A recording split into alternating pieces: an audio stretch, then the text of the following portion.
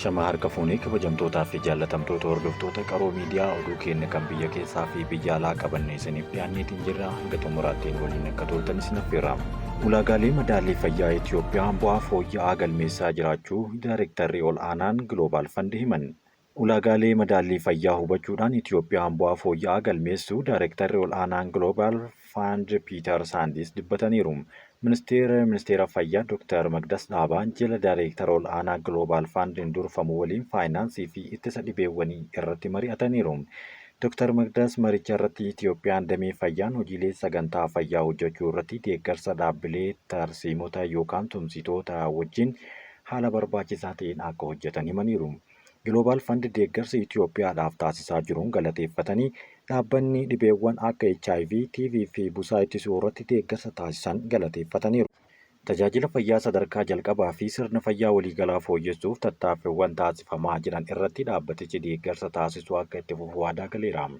Piiter Saandis gama isaaniitiin Itiyoophiyaan ulaagaalee madaallii fayyaa hedduu bu'aa galmeessuu ibsuu isaanii Itiyoophiyaan waliin walta'iinsaan hojjechuu irratti hojii akka qabanis himaniiru. Walta'iinsi jiru bu'aa olaanaa galmeessuudhaan pirojektoota Global Fund bu'aa qabeessa ta'uu isaaniitiif ragaa ba'uu beeksisaniiru. Biyyoonni Afrikaa damee fayyaa xiyyeeffannaa kennuu akka qaban yerootti waliigallee irra ga'aniiru jechuun kan himan yommuu ta'u Itiyoophiyaan baajata fayyaa ramaddu dabaluudhaan fakkeenya ta'uu qabdi jechuunis dubbateera. Yaa'iin hooggantoota gamtaa Afrikaa guyyaa har'aa fi boruu ni gaggeeffama. Yaa'iin 38ffaan hooggantoota gamtaa Afrikaa har'aa fi boruu magaalaa Finfinneetti gaggeeffama. Yaa'icha irratti hirmaachuudhaaf dureewwan biyyoota Afrikaa garaagaraa barreessaa ol aanaa mootummoota gamtoomanii Antooniyoo Gutaares dabalatee hooggantoonni ol aanoon dhaabbilee idil addunyaa garaagaraa mari'ataniiru. Yaa'ichaan ajandaalee ardichaa garaagaraatti mari'achuun murtoowwan dabarsuunis himameera. Baankiin misoomaa sirna nyaataa ardichaa sirreessuudhaaf tumsa taasisuu itti fufuu ibse. Baankiin misooma Afrikaa deeggarsa haaromsa sirna nyaataa ardii Afrikaaf taasisu cimsee kan itti fufu ta'uu beeksiseera. Waltajjiin sirna nyaataa Afrikaaf jijjiiramu kaayyeffate yaa'ii idilee gamtaa Afrikaa 38ffaa cinatti mata duree imaammata irraa gara hojiitti jedhuun taa'amaatiin jira. Waltajjicha irratti kan argaman pirezidaantiin itti aantuun baankii misooma Afrikaa Neenaa Muwaabuufaa baankichi sirna nyaataa ardichaa cimsee sirreessuudhaaf deeggarsa kennuu cimee kan itti fufu ta'uu himaniiru. Hojiiwwan hanga ammaatti hojjetaman irrattis jijjiiramni guddaan mul'achuu eeranii waltajjiin tattaaffii Afrikaa hanqina nyaataa ittisuudhaaf taasifamu saffisiisuu irratti xiyyeeffannoo kun dhimma kanarraa ejjennoo waloo uumuun akeeke jechuunis hubataniiru. Waltajjicha Koomishinara Gamtaa Afrikaa Baankii Misooma Afrikaa mootummaa Leeseetoo fi Kooti Divuwaar waliin ta'uun akka qopheessanis ibsameera. Pirezidaantiin itti aanaan Baankii Misooma Afrikaa Neenaa Naawubaafaa, Pirezidaantii Keeniyaa Wiiliyaam Ruutoo, Ministeera Fayyaa Dr. Magdas Dhaabaa fi hooggantoonnii fi qooda fudhattoonni biroon asirratti argamaniiru. Naannoo Amaaraatti sababa yaaddoo nageenyaan ji'oota 6 darban qofa keessatti abbootiin seeraa 89 hojii gadhiisan.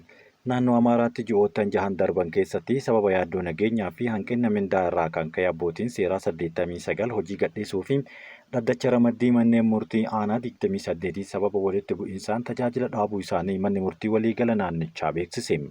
Pirezidaantiin mana murtichaa obbo Alamaantee Aggidoo gabaasa ji'oota 6 darban mana maree naannichaatiif wayita dhiyeessan naannicha keessatti nageenyi dhabamuun sirna haqaa irratti gufuu ta'eera jedhan. Dabalataanis waldhabdee naannicha keessatti adeemsifamaa jiruun manneen murtii sadarkaadhaan jiran 221 keessaa dhaddacha ramaddii manneen murtii aanaa 28 tajaajila kennaa akka hin jirre dubbachuu isaanii raadiyoon Shaggar gabaaseera. Kunis mirga lammiileen haqaa argachuu qaban irratti dhiibbaa hamaa kan geessise ta'uu pirezidaantichi ibsanii waldaaleen yookaan waldhabdee kanaan uumameen manneen murtii tokko miidhaan cimaan irra gahuu abbootiin seeraa fi hooggantoonni manneen murtii hojiin ala ta'uu himaniiru. Obbo Alaamanteen itti dabaluudhaan naannichatti abbootii seeraa dhabuun sirna haqaa irratti gufuu ta'uu ibsaniiru. Waldaan abbootii seeraa naannoo Amaaraa ibsa onkololeessa darbe baaseen naannichatti abbootii seeraa 8 hidhaa keessa akka jiran ibsuudhaan hidhaa abbootii seeraa naannicha keessatti raawwatamaa jiru akka dhaabbatus gaafataniiru. Aanaalee fi gandoonni Booranaa tajaajila neetwoorkii hin qabne hedduun ta'uun himame. Godina Booranaa godinaalee 21 Oromiyaan qabdu keessaa tokko yommuu taatu aanaalee 10 bulchiinsa magaalaa tokko gandoota 174 fi baay'ina uummataa miiliyoona 1.3 kan qabu ta'uu himuun bulchaan itti aanaan godinichaa obbo Bariisoo Gannoo turtii miidiyaa wajjin taasisaniin. Hawaasni godinichaa qarqara biyyattiitti waan argamuuf daangaa biyyaa eeguu irratti gumaacha ol'aanaa taasisaa kan turee fi ammas taasisaa kan jiru ta'uu eeraniiru. Rakkoon ibsaa fi neetworkii gaafii uummanni godinichaa irra deddeebiin kaasaa turee fi kan ammas kaasaa jiru yommuu ta'u, aanaa Taltaalleetti gandoonni 5 guutumaa guutuutti tajaajila neetworkii argachaa akka hin jirre himaniiru. Aanaaleen Diilloo, Dubluqii fi Mi'oos tajaajila neetworkii argachaa akka hin jirre kan ta'anii fi rakkoo kana furuudhaaf dhimma xiyyeeffannaa ol'aanaa barbaadu ta'uu harka kennaniiru. Aanaan Guchis rakkoo ibsaa fi neetworkii akkasumas bishaanii kan cimaa kan qabanii fi uummanni lagni godinicha keessa qaxxaamuru waan hin jirreef rakkoo bishaan godinichaa furuuf dhimma mootummaan federaalaa fi naannoo Oromiyaa xiyyeeffannoo ol'aanaa irratti kennan ta'uu qaba jechuunis dubbataniiru. Itoophiyaan Afrikaa irraa biyyoota USAIDdhaan deeggaraman keessaa sadarkaa tokkoffaa irra jirti jedhame. Waggoottan kurnan darban keessatti doolaara Ameerikaa biiliyoona 9 kan argatte Itoophiyaa qofa. Miseensi koongirensii Ameerikaa kan ta'an Joon Garaameendi waggoota 60 har'aa qaama deeggarsa idil addunyaa Ameerikaa USAIDdhaan ta'uun Itoophiyaan weerara mariyyee balleessuudhaaf haadha warraa isaanii waliin duulaniiru. Pireezidaantiin Doonaald Tiraamp fi gargaaraan isaanii Eelan Mask dhaabbata gargaarsaa guddicha bara 1961 hundeeffame guutuu addunyaa irratti socho'uu hojii isaa akka dhaabu murteessuu irratti namoonni mormii guddaa dhageessisaa jiran keessaa tokko Garaamaandiidha.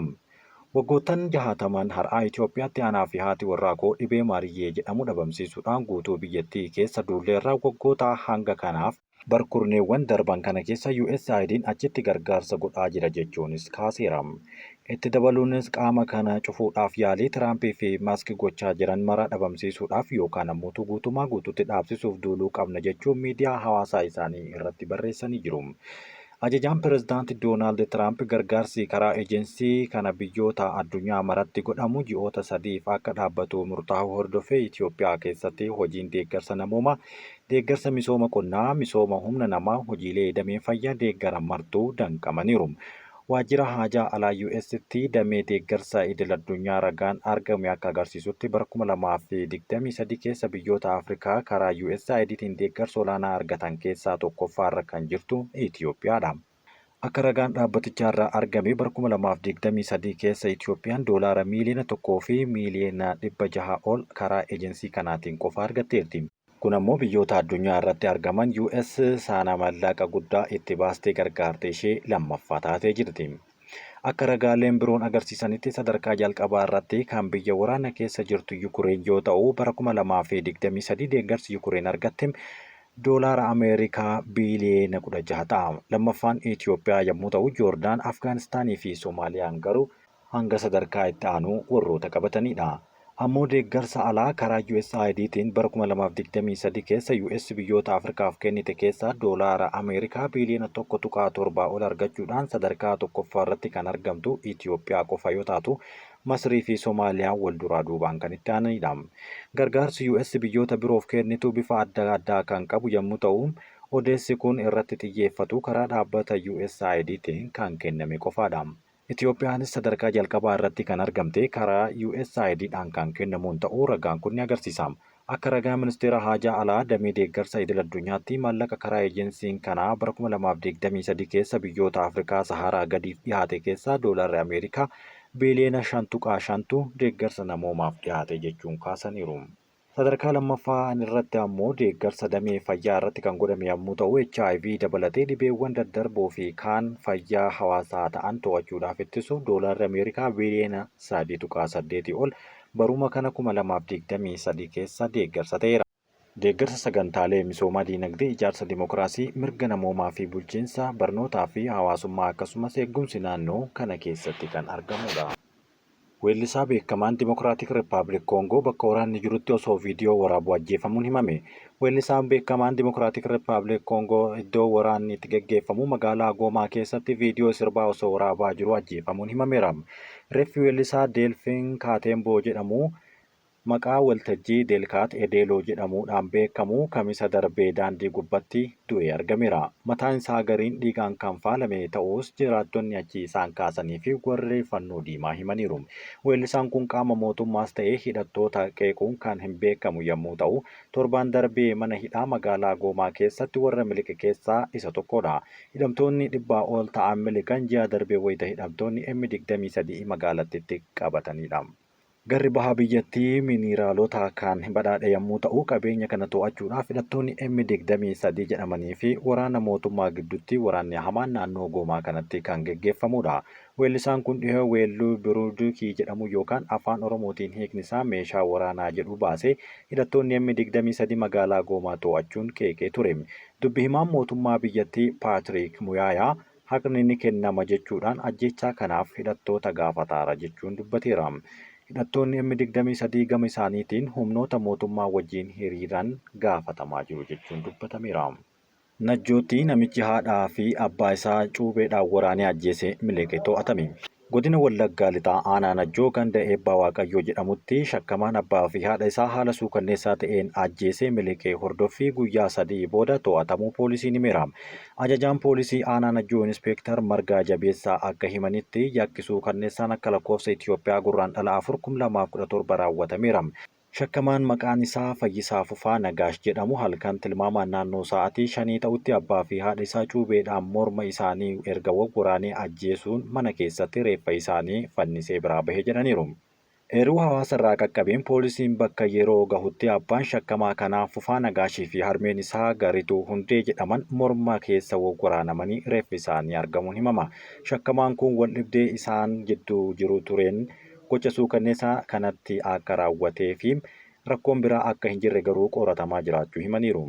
Suuraa shakkamaa kanaa miidiyaa hawaasaa irratti qoodamee bakka argametti akka qabamu taasifamuu kan himan yommuu ta'u, poolisiin hordoffii taasisaa ture tumsa hawaasaa fi poolisiitiin yakka kana raawwatee guyyoota 3 booda to'atameera. Shakkamaan kun bakka yakka raawwate jedhamee miliquun godina Qeellam Wallaggaa aanaa Gaawoo Qabbeetti jimaata kaleessaa ganama to'atamuun himame. Poolisiin yakki kun kan raawwatame qorachaa jiruu fi shakkamaa kana gara aanichaatti fiduun adeemsi seeraa itti fufee hojiin ol aantummaa seeraa mirkanaa'uu akka qabus Inspeektar Margaan dubbataniiru. Yukureen naatootti makamuudhaaf bakka duubatti hin deebine jechuun himatte. Ministeerri muummee UK Saar Starmer ganama har'aa pirezidaantii Volodimir Zelenskii waliin haasa'uudhaan deeggarsa biyyattii Yukureeniif taasiftu hanga barbaachisaa ta'etti haaromsaniiru. Starmer akkasumas akkuma bara darbee walgahii Washington irratti michoonni walii galan irratti Yukureen akka naatootti makamtuudhaaf bakka duubatti hin deebine jechuunis gorsa isaa kennaniiru. Jechoota isaatiin Starmer jechoota miseensonni naatoo bara darbee ji'a hagayyaa keessa yeroo bakka duubatti hin deebine Yukureeniif miseensummaa gara fuula duraa akka deeggaran yaada walii galaa kennanii kan turan irratti waadaa galtaniirtu jechuunis isaan yaadachiiseera. Yeroo itti Yukureen gamtaa waraanaa kanatti makamtu garuu walii hin galle. Yaadni ministeera muummee kunis kan dhagahame erga ministeerri raayyaa ittisaa Yuunaayitid Isteet Peet Hagest jalqaba torbee kanarratti wayitaa Biraasiilsitti hooggantoota waliin haasa'anitti yaada Yukureen naatootti makamuu jedhu akka hin fudhanne dubbatanii turaniin guyyaa tokko boodaadha. Lammiileen Biriitish 2 Iraan keessatti to'atamuun himame. Iraan keessatti lammiileen Biriteen 2 dhiiraa fi dubartiin to'annoo jala oolu waajjirri muummee biyyattii beeksiseera.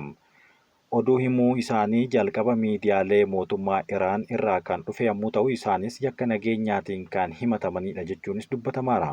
Maqaan namoota to'ataman kanneenii kan hin dhoofne yommuu ta'u, garuu fuula miidiyaa hawaasaa isaanii irratti kan dhoobanidha. Waajjirri dhimma alaa lammiilee Biriteeniif kanneen lammummaa Biriteen Iraan lamaanuu biyya san keessatti to'annoo jala oolanii akka argaman himameera. Kabajamtootaa fi jaallatamtoota hordoftoota keenyaa oduun ammaaf isiniif qopheessinee kan hanga ammaatti dhaggeeffattanidha. Waan waliin turtaniif galatooma.